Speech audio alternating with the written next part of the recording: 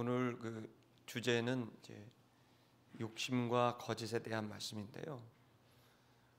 우리가 살고 있는 세상에 정말 거짓이 많은 세상인 것 같아요. 근데 동물들도 거짓말을 하더라고요. 제가 그 동물의 왕국 같은 그 프로그램을 봤는데요. 거기서 침팬지가요, 먹을 거를 이렇게 땅에다 숨겨 놓더라고요. 근데 그 먹을 거를 땅에다가 숨겨 놓는데 다른 침팬지가 옆으로 오면 모르는 척하고 딱 딴짓을 해요. 그러다 그 침팬지가 가잖아요. 그럼 후다닥 땅을 파서 먹을 거를 먹더라고요. 제가 그 장면을 보고 침팬지도 거짓말을 해. 또 다른 장면이 있었는데요. 침팬지가 먹을 걸 먹었었어요. 그랬더니 그 다른 침팬지가 먹을 것을 먹으려고 뺏으려고 그러니까 후다닥 도망을 가는 거예요. 그러니까 또 막 쫓아가요. 그래서 또 쫓아가더니 쫓아온 그 침팬지가 아주 불쌍한 표정으로 손을 이렇게 내미는 거예요. 나 배고파 죽겠다 이거죠. 하나만 다오. 그러니까 이제 침팬지가 영장류니까 먹을 거 이렇게 줬어요. 주려고 이렇게 꺼내는 순간 딱 가로채들이 도망가는 거예요. 그러니까 불쌍한 척 거짓말한 거죠.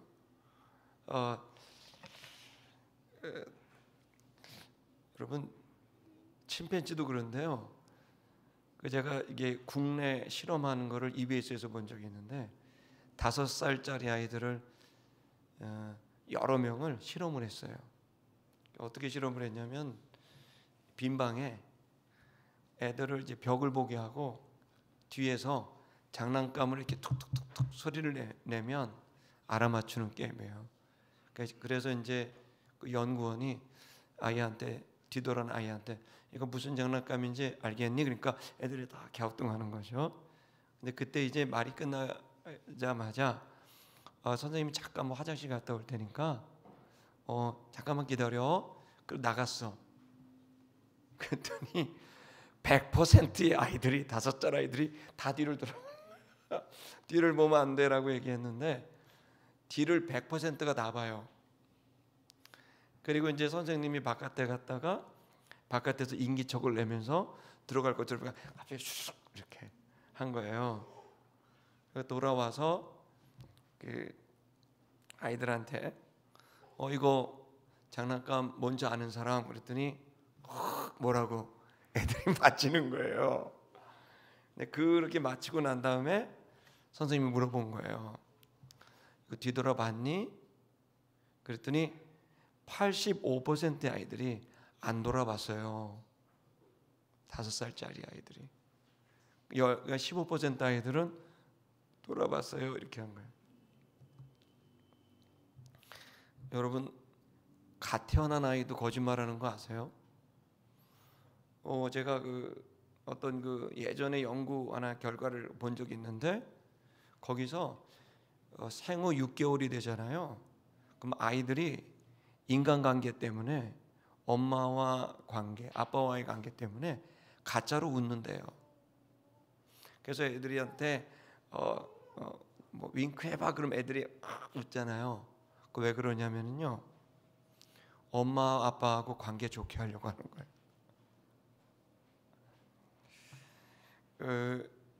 우리가 지금 이제 많은 동물들도 그렇게 하지만 사실 여러분 이런 말도 들어봤어요? 뇌를 속인다? 그런 말 여러분 혹시 들어봤습니까? 한 30년쯤 돼요. 제가 공부를 이제 고등학교 때 아주 못한 어떤 권사님이 단 1년 만에 전교에서 손가락 안에 드는 성적을 거둔 간증을 한 적이 있었어요. 근데 그때 이제 제가 기억나는 게 이제 권사님이 했던 말이 뇌에서 어떤 성과를 내려면 화학 물질이 분비가 되는데 그 화학 물질이 호기심을 갖고 뭔가 내가 움직이고 열중을 내면 그것으로 가면 재밌어지고 결과도 좋아지는 그 화학 물질이 뇌에서 나는데 이 뇌를 속인다는 거예요. 자기가 어떻게 공부를 했냐면 자기가 좋아하는 오락이나 또 아니면 흥미로운 독서나 운동이나 이런 거라면 뇌에서 벌써 흥미가 나오는 이 화학 물질이 분출이 되니까 그게 이미 많이 분출이 된 상태에서는 뇌성이 생겨서 그 다음에 어떤 시간에 그 일을 해도 그만큼 나오지 않으니까 흥미도 잃고 결과도 좋지 않아서 몇 시간 못하고 끝난다는 거예요. 그래서 자기는 공부를 하기 전에 시간을 딱 정해놓고 지루하게 보낸대요. 자기가 좋아하는 TV나 전자오락이나 이런 걸 운동을 하지 않고 가만히 멍하고 지루하게 있다가 공부 시작할 때 이렇게 말한대요. 공부는 재밌는 거야. 공부는 유익한 거야. 공부는 수수께끼를 맞히는 것처럼 재밌는 거야. 그러면서 자기가 말을 해서 뇌를 속인다는 거예요. 그 다음에 공부를 하면요, 뇌에서 분비물이 나와갖고 자기가 집중을 하는데 짧은 시간이어도 성과를 냈다는 간증을 제가 들은 적이 있어요. 여러분, 근데 우리가 이렇게 자기를 속이거나 또 혹은 의도적으로 하거나 또 아니면 제가 볼 땐 거짓말은 습관이라기보다는 더 근본적인 본능의 문제인 것 같아요. 그리고 이것이 제가 지금 이제 오래 살지는 않았지만 지금 많은 사람들을 대하면요, 귀여운 이렇게 인정할 만한 거짓말에서부터 도저히 받아들이기 어려운 새빨간 거짓말까지 사람들이 많이 해요. 그럼 그때 제 마음이 이렇게 이제 생각이 드는 거예요. 이 친구들이 이 거짓말을 이렇게 할 때 전 사실 개인적으로 정죄는 안 해요. 그거 갖고 시시비비를 잘 가리는 것도 거의 안 해요. 이유는 뭐냐면은 이 거짓말을 하는 거는 그 습관이나 이런다기보다는 제가 볼 때는 의도적으로 거짓말을 하는 사람들은 많이 없어요. 대부분은 거짓말을 하는 걸 제가 볼 땐 그래요. 이거는 연구는 아니에요. 제가 볼 때는 거짓말을 하는 이유가 생존에 대한 문제가 있으면 거짓말을 하는 것 같아요. 자기가 정말 내 생명의 위협이나 내가 하는 일에 대해서 이게 끊어질 것 같거나 또 혹은 내가 뭔가 이 내 삶에 있어서 좀 그런 뭔가 거절당하고 끝날 것 같은 그런 두려움과 불안이 생기면 자신도 모르게 과장하거나 또 아니면은 그런 것들을 좀 거짓말을 하는 경우도 있는 거예요. 또 하나가 뭐냐면 인간관계가 형성이 될 때에 그 관계에서 내가 저 사람하고 유익이 없을 것 같거나 저 사람하고의 관계가 나한테 득보단 실이 될 것 같거나 이렇게 되면은 그 자기도 모르게 이 관계가 좀 끊어지기를 바라거나 그러면 이제 끊기 위해서 좀 과장되게 어떤 거를 인식하고 또 그걸 또 표현하기도 되는 것 같아요. 그래서 자기가 이걸 결정하게 된 이유를 이렇게 찾는 거죠. 또 반대로 내가 저 사람에게 가면 뭔가 좋은 관계가 될 것 같고 유익이 될 것 같고 내가 좀 즐거울 것 같고 내 필요가 채워질 것 같으면 그 사람한테 가서 또 이렇게 자기를 과장되게 표현하거나 취미가 맞지도 않는데 맞는 것처럼 같이 이렇게 운동도 하고 이거 나 좋아합니다. 좋아하지도 약간 좋아하는데 굉장히 좋아합니다. 라든지 뭐 이렇게 하거나 뭔가 자기가 더 유익을 얻을 것 같은 만남에서는 자기를 좀 이렇게 스스로 속이는 느낌도 있는 것 같아요. 또 자기가 다른 사람들한테 어떻게 보이고 내가 되고 싶은 인간상이 있는데 자기가 되고 싶은 인간상과 실제 자기의 인간상이 다르게 되면은 그때 또 나를 그렇게 이제 생각하고 꾸며요. 뭐 옷도 하고 외모도 꾸미고 또 말도 그렇게 하지만 자기가 되고 싶은 인간상이 있는데 그렇게 하지 못함. 근데 가장 결정적으로는 뭐냐면 내가 하고 싶은 일이 있을 때 그 하고 싶은 일이 내 코앞에 왔는데 내가 여기서 이걸 얻기 위해서 내가 그 순간 눈을 한번 딱 감고 이렇게 거짓말하는 거죠. 그리고 제가 이렇게 목회를 하면서 최근에도 뭐 그런 일이 있지만 요즘 그래도 믿는 사람들은 좀 나아요. 뭔가 양심에 찔리는 게 있고 신앙심이 있는 것 같아요. 그런데 믿지 않는 사람들은 제가 요즘에도 뭐 느끼지만 이제 거짓말을 해놓고는요 찾아와서 그래요. 목사님, 제가 거짓말했습니다. 이걸 꼭 갖고 싶어서 거짓말했습니다. 용서해 주세요. 화끈하더라고요. 그런 분도 있어요. 제가 최근에도 봤어요. 목사님한테 거짓말했습니다. 내가 너무 급해서 그랬어요. 돈이 필요해서 그랬어요. 그렇게 되면은 황당하기도 하고 어떤 경우에는 화가 나기도 되죠. 근데 그렇게 되는데 저는 사실 이제 그런 사람들이 이렇게 있으면은 정죄하는 편은 아니에요. 거의 이게 그냥 그런 얘기를 이렇게 듣다 보면 이제 사람이라는 게 이게 이제 느끼고 알잖아요. 듣다가 보면 왜 거짓말했어? 이렇게를 못 하겠어요. 이유는 아마도 그 사람들이 이 생존에 대한 거짓말을 하는 건 어릴 때 부모가 그들에게 안정감을 주지 못했거나 그가 자라온 환경 속에서 그에게 정말 자기가 거짓말하지 않아도 자기가 이렇게 생존이 아무 문제가 없다고 느끼는 안정감 속에 자라지 못한 친구들이 많이 그러고 또 자라면서 인간관계가 형성되는데도 그 안정된 관계를 형성하지 못했을 때 그것에서 내가 사람들에게 끊어질 것 같은 두려움 같은 것들이 있는 환경과 사건이 있을 수도 있고 또 어떤 경우에는 자기가 되고 싶은 마음이 있는데 나는 늘 형에 비해서 또 언니에 비해서 다른 사람에 비해서 내가 참 못했을 때 그 열등감 같은 것들이 찾아올 수도 있고 또 내가 뭔가 성과를 내고 싶은데 근데 사실 내가 그런 성과를 못 내면 나 그런 사람이라고 이렇게 뻥도 치고 그리고 그런 성과가 앞에 있으면 내가 이번 한번 눈 감고 하자라고 생각도 하는 것 같아요. 그래서 저는 사실 그래요. 목회를 하면서 그런 분들을 이렇게 볼 때 화가 난다기보다는 안타깝고 눈물이 많이 나요. 그게 이제 습관이나 이런 건 아니에요. 본인이 그렇게 생각하고 있는 거예요. 그리고 이 거짓말의 가장 큰 최고 정점은 스스로 속이는 거죠. 나는 그렇지 않다라고 이제 얘기를 하는. 근데 이렇게 되면은 삶이 허상이 되는 거예요. 그리고 나중에는 후회해요. 내가 누구를 살았지? 내가 뭘 살았지? 그러니까 거짓말의 가장 중요한 그 문제는 허상이거든요. 없는 거예요. 진실이 아니고 사실이 아닌 거니까 그렇게 살게 되면은 마음이 후회만 남을 거예요. 그리고 당연히 나는 자기만의 어떤 환상과 매직을 스스로 걸어서 난 그런 거야라고 생각하면 감정적으로는 좋을 수 있을지 몰라도 그 삶이 실제 현장에 들어갔을 때는 황당한 그런 결과를 갖게 되니까요.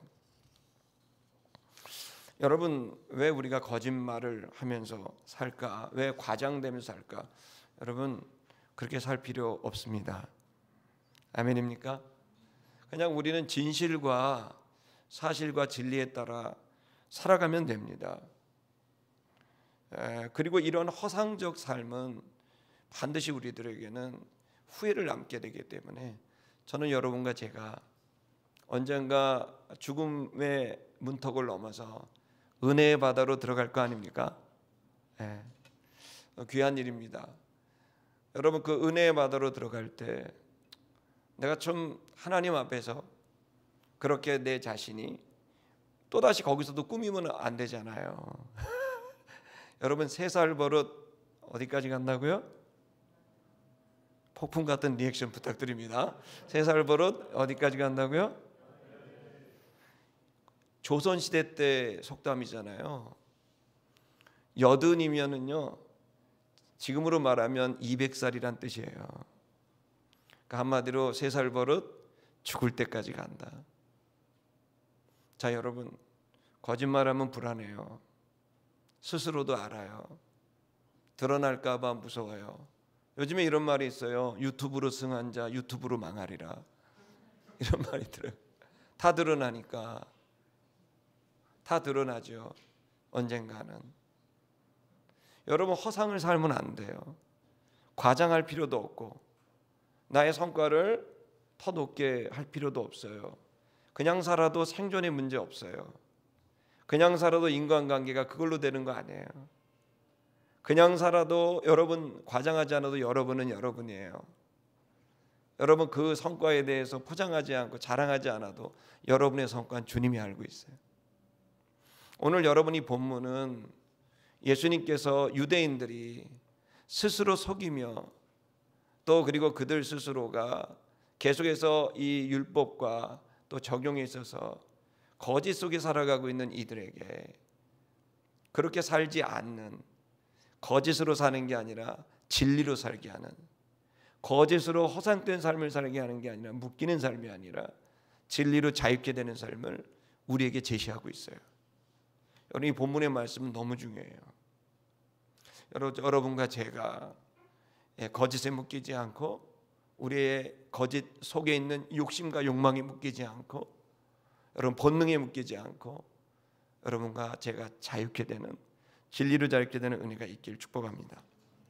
자, 우리 한번 볼까요? 39절입니다. 그들이 대답했습니다. 그들이 예수님에게 말했죠. 뭐라고 말했는데 이렇게 대답했을까요? 그것은 지난주 내용입니다. 진리가 너희를 자유케 하리라고 예수님 말씀했어요. 거짓, 반역, 폭력을 행하는 자마다 모두 죄의 종들이다. 그런데 이 죄의 종들을 아들이 자유케 한다. 아들이 이 죄의 노예에 되어 있어서, 그 본능의 노예가 되어 있어서 오늘로 말하면 거짓의 노예가 되어져 버린 이들을 자유케 한다는 거예요. 근데 그들은 나는 아브라함의 자손입니다 라고 얘기를 하니까, 그런데 너희가 아브라함의 자손인데 내 말, 아들의 말을 너희가 들으려고 하지 않기 때문에, 너희 속에 내 말이 없기 때문에 너희가 나를 죽이려고 한다. 이상하다. 너희는 아브라함의 아들이라 그러는데 왜 너희는 나를 죽이려고 하느냐. 무슨 말입니까? 지금으로 말하면 유대인들이 스스로 자신을 속이고 있는 거예요. 그들은 아브라함의 아들이라고 스스로 말을 하고 고백을 하고 있지만 실제로 그들이 하나님의 아브라함의 아들처럼 살지는 않은 거죠. 아름다운 교회 성도 여러분, 여러분이 우리가 나는 목사인데, 나 목사야, 나 권사고 장로야 라고 말을 했다고 해서 여러분 그 영혼이 실제로 그런 거는 아닌 거죠. 지금 우리는 진짜의 삶을, 후회 없는 삶을 결정하고 살아갈 아주 중요한 결정들이 우리 속에 필요합니다. 자, 그래서 나는 아버지께서 내게 보여주신 것을 너에게 말하는데, 내가 아버지께 들은 걸 너에게 말하는 이 진리를 말하는데 너희는 믿으려고 하지 않는다. 그렇게 이제 이 얘기를 예수님이 했더니 유대인들이 대답하는 거죠. 뭐라고 합니까? 우리 아버지는 아브라함이다. 다시 한번 얘기하는 거예요. 우리 아버지가 아브라함이다. 스스로 그렇게 자기들이 하는 종교적인 행위, 또 나의 정체성, 호적 등본 띄워봐라. 우리 조상이 아브라함이다. 그리고 그 아브라함이라는 자부심, 거기서 화학물질이 있게 나오겠죠. 도파민 같은 거, 카타르시스 이런 거 느끼겠죠. 또 그들이 아브라함의 아들들이라고 생각하는 사람들이 막 모여갖고 예배드리고 막 웅성웅성해요. 그럼 어떻게 될까요? 거기서 또 뭔가 그들 나름대로 자부심을 느끼고 이 군중심리와 함께 그래 내가 여기 속했어 라고 이제 생각을 하게 되는 거겠죠.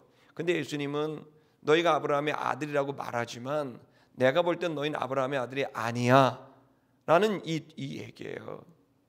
내가 그리스도인이야 라고 말했지만 진짜 그리스도인인가? 내가 목사야 그랬지만 내가 정말 목사인가? 내가 크리스천이다, 내가 진짜 크리스천인가? 이 고민이 우리 속에, 이 분별이 우리 속에 있는 시간이 되어야 됩니다. 계속해서 이제 그랬더니 예수님이 말하죠. 예수께서 그들에게 말했습니다.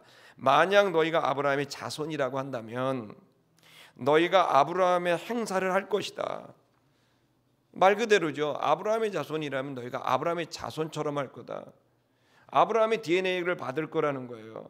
근데 유대인들은요, 지금 계속 어떻게 하냐면 그들의 초점이 진리와 진실에 있지 않다 보니까 계속 이 사람들은 아브라함의 자손이라는 말이 뭐야? 혈통이 그렇다는 거죠. 근데 아브라함이라는 이 개념이 그냥 육신의 아브라함의 혈통을 말하는 겁니까? 그게 아니잖아요. 그것은 아브라함이 하나님을 믿었던 믿음, 아브라함이 하나님을 사랑했던 그 사랑, 아브라함이 하나님에 대한 기대와 소망, 이것이 아브라함이 갖고 있었던 영혼의 DNA인데, 영혼의 DNA를 생각하지 않고 육체의 DNA만 갖고 내 영혼의 정체성이라고 말하면 이건 합리적이지 않는 거죠. 그들은 육체로는 아브라함의 자손이 맞아요. 근데 지금 예수님이 말하고 있는 건 진짜 영혼, 그 생명 영혼이 아브라함의 후손이냐, 즉 영적 DNA가 아브라함이 갖고 있던 믿음, 아브라함의 하나님에 대한 사랑, 이게 지금 너희들에게 있느냐라고 하는 그걸 묻고 있는 거죠.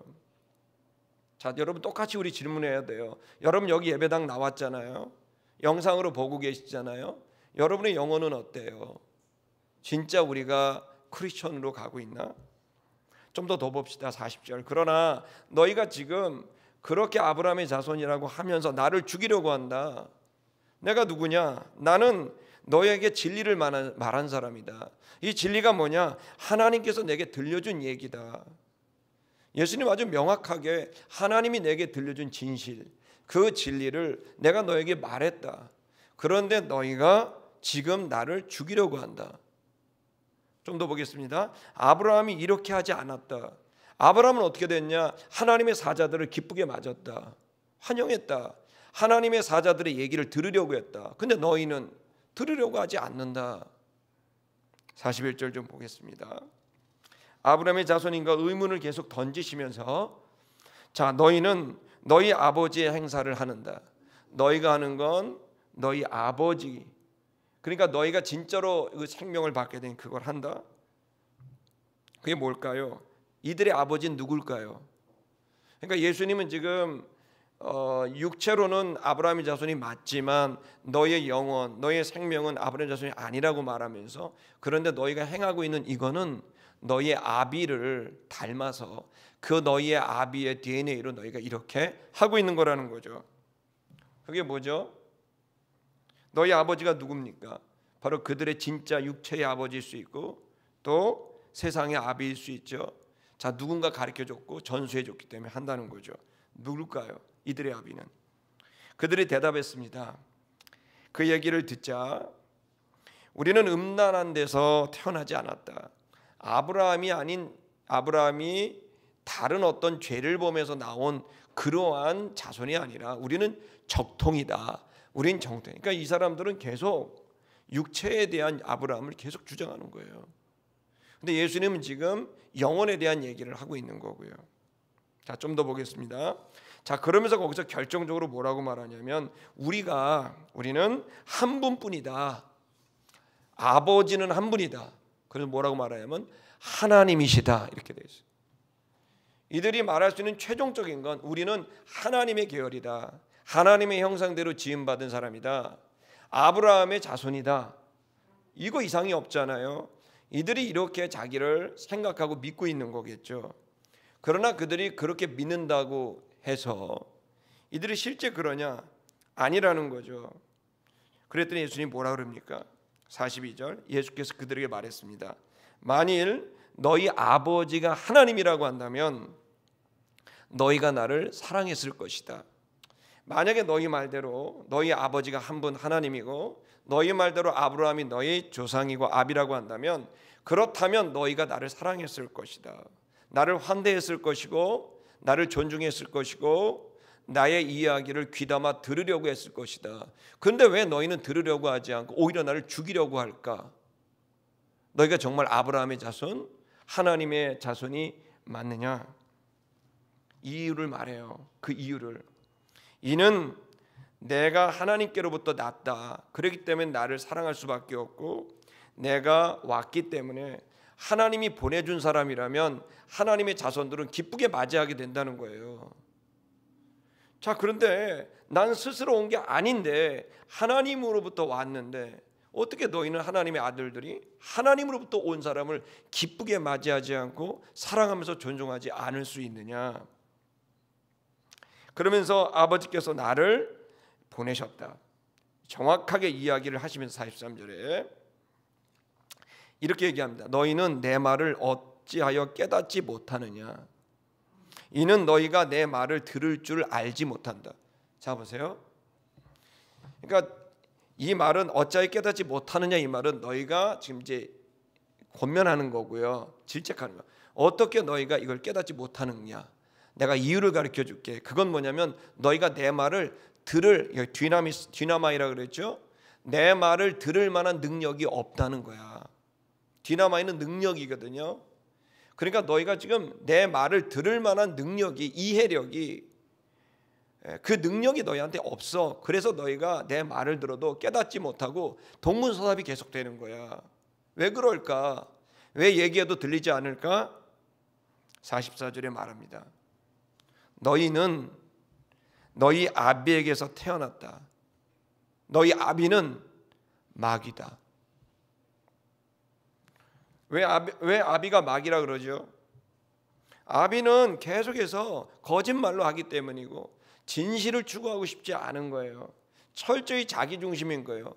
자기 생존, 자기의 어떤 관계, 자기가 되고 싶은 욕망, 어떤 걸 하고 싶은 그 욕심들이, 야망이 그 속에 있고 그것을 위해서는 얼마든지 거짓말을 하고 자기가 원하는 것을 위해서는 얼마든지 폭력을 쓰고 자기를 위하는 것을 위해서는 하나님도 배반할 수 있게 되는 거죠.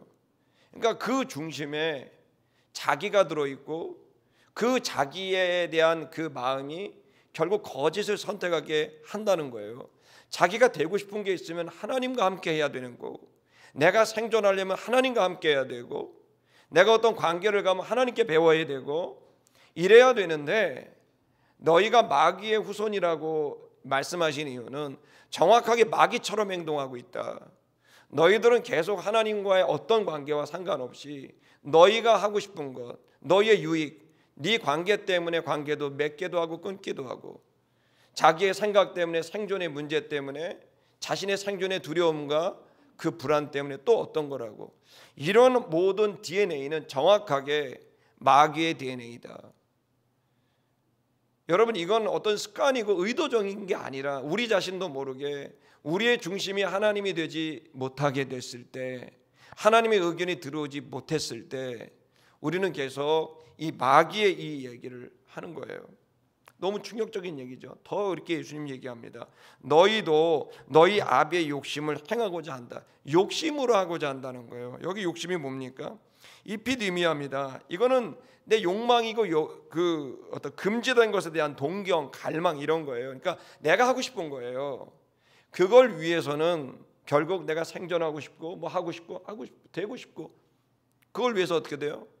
내가 그렇게 보이기 위해서 나를 과장하고 거짓을 선택하게 되니까 그게 어떻게 돼요? 습관이 되었고 3살 버릇이 80까지 가니까 입만 열면 거짓말이고 과장이고 포장이에요.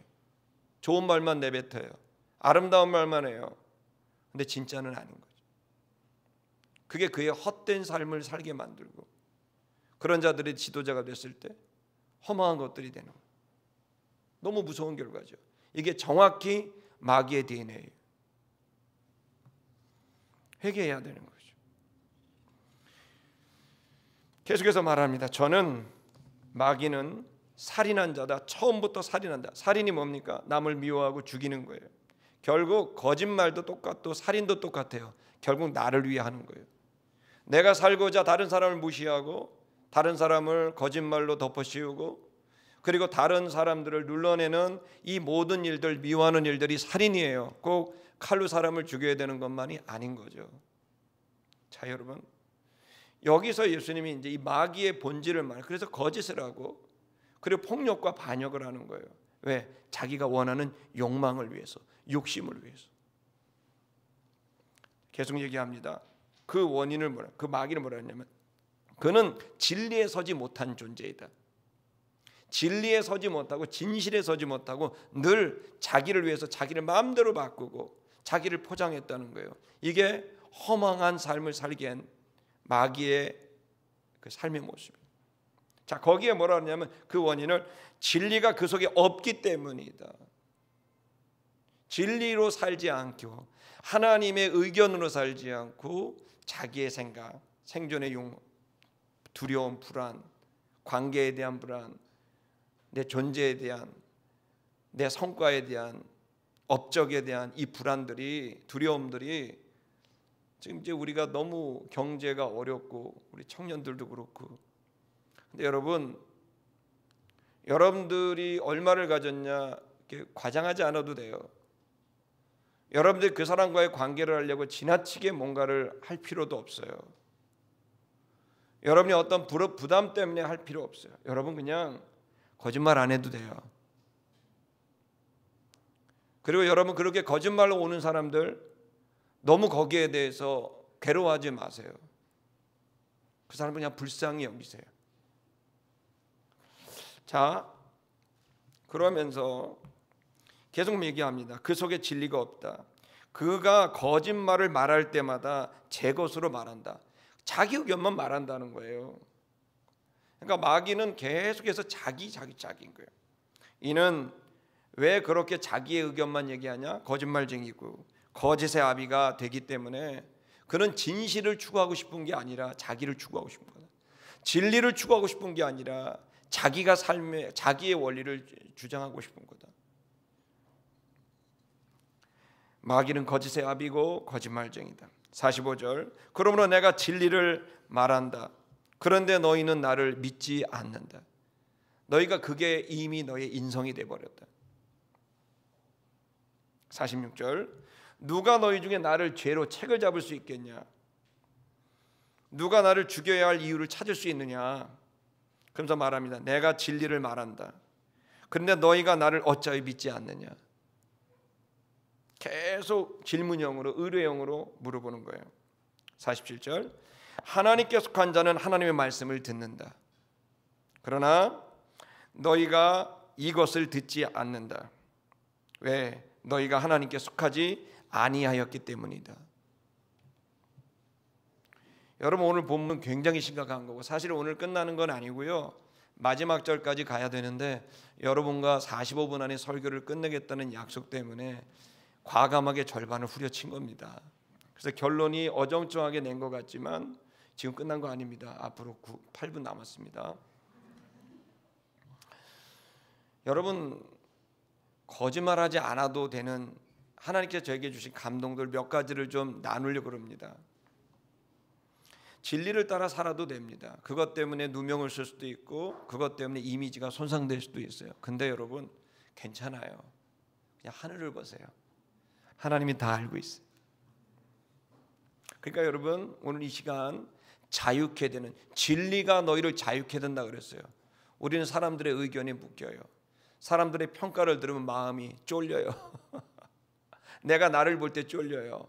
통장 잔고를 보면 쫄려요. 늙어가는 내 모습 보면 쫄리고요. 병 들어있는 내 모습 보면 마음이 어려워요. 그다음 묶인 거예요. 다 거짓말이에요. 진짜는 여러분 이 진리를 알게 됐을 때 그것이 나를 쫄리게 하는 게 늙어요. 늙는 게 좋은 거예요. 여러분 은혜의 바다로 들어갑니다. 할렐루야. 머리는요 영광이라 그랬어요. 흰머리는 진실을 알아야 돼요. 병든 거요 얼마나 좋아. 할렐루야. 깊어집니다. 마음이 깊어지고 생각이 깊어집니다. 마음이 넓어집니다. 진리를 알면 우리가 진리를 자유케 됩니다. 자 여러분 먼저 우리가 자꾸 여러분은 영생을 가진 생존을 걱정하지 않아도 되는 사람인 걸 믿으셔야 합니다. 여러분 우리가 그리스도 예수가 죽으실 때 여러분의 모든 이 땅에서의 삶이 같이 십자가에 못 박혀 죽었습니다. 그리고 그리스도 예수가 부활하실 때 하늘로부터 하나님의 생명이 우리 속에 들어왔습니다. 자, 그 생명, 영생이 우리 속에 왔어요. 이 영생은 누구도 막을 수 없어요. 누구도 손상시킬 수 없는 절대적인 거예요. 자기 영생이 우리 속에 왔기에 여러분들 사람들로부터 버려질 수 있고 어떤 사고를 당해 병들고 죽을 수도 있지만 걱정하지 마세요. 죽는 것도 은혜예요. 여러분, 종말은 슬픈 게 아니에요. 세상의 종말은 이 땅에 죄가 사라지고 의와 사랑, 은혜와 공의의 나라가 열게 되는 거예요. 그러므로 종말도 여러분 나쁜 게 아니라 감사할 일이에요. 죽음도 감사한 거예요. 이 땅의 모든 수고가 끝나고 은혜의 바다로 첨벙 들어가는 거예요. 최고의 호텔에 최고의 수영장에 다이빙했다고 생각하세요. 할렐루야. 여러분, 이 땅의 모든 수고를 마치고 최고의 해변 비치에 가서 그 햇살을 맞으면서 엎드려 있다고 생각하세요. 아멘. 죽음은 슬프거나 괴로운 게 아니라 감사한 거예요. 생존에 대한 두려움을 갖지 마세요. 왜? 여러분에겐 영생이 있어요. 하나님의 자녀가 되는 권세를 받았습니다.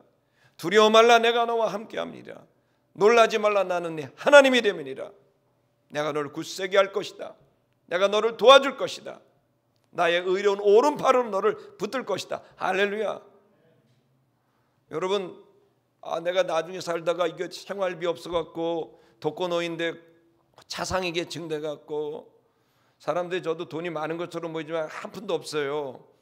근데 뭐 오해를 하든 말든 상관없어요. 그냥 없어도 괜찮아. 나중에 돈 없으면 아내한테 그랬어요. 저기 동남아시아 가니까 10만 원이면 살더라, 한 달에. 그래갖고 10만 원이면 사니까 돈 없으면 그쪽까지 그랬어요. 어디서 살면 어때요? 왜 그런 돈 갖고 걱정을 해요? 주택이 없어요?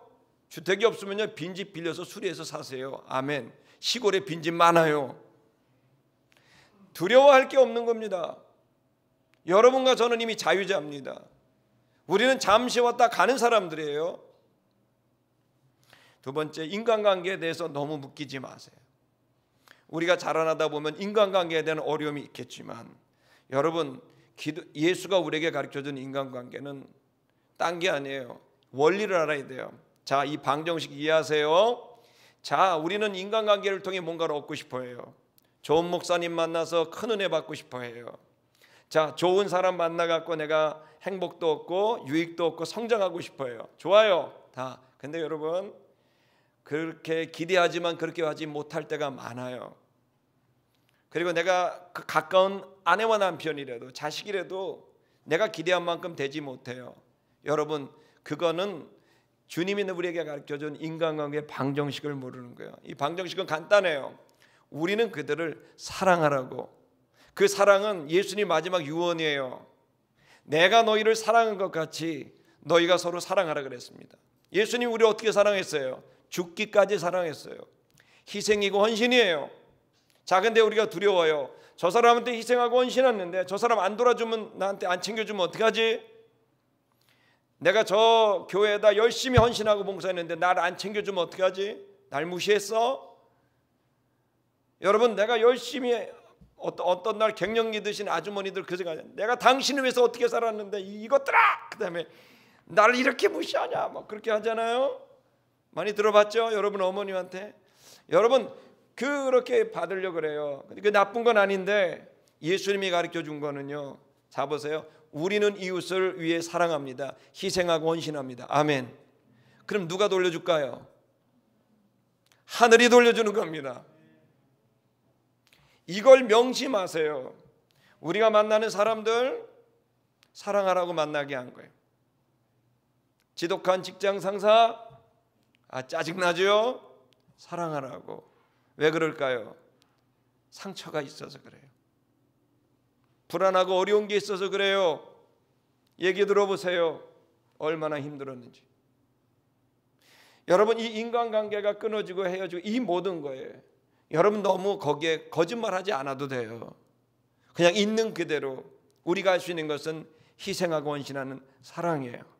그럼 언젠가는 하나님이 돌려주십니다.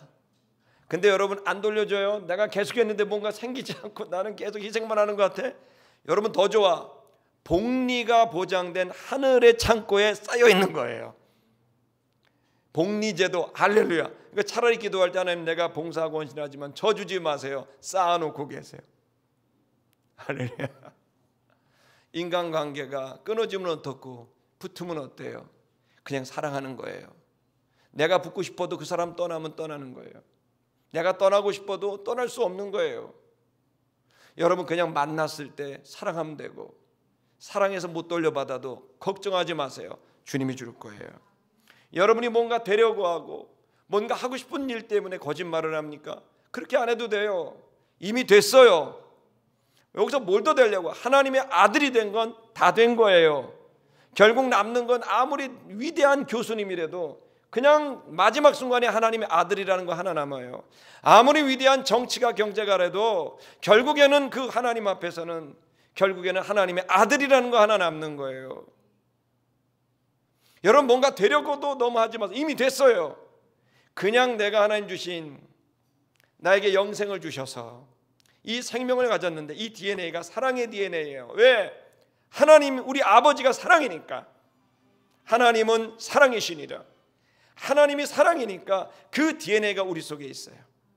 자, 이제 이걸 갖고 어떻게 할까요? 그냥 만나는 사람에게 사랑하는 것, 이게 내가 하고 싶은 일. 그 사랑을 하다 보니까 학교도 세우고 싶은 꿈이 생기고, 사랑을 하다 보니까 교회도 생기고 싶은 꿈이 생기고, 사랑하다 보니까 기업도 만들고 싶은, 여러분 그 꿈, 사랑 때문에 원인과 목적이, 이유와 목적이 사랑.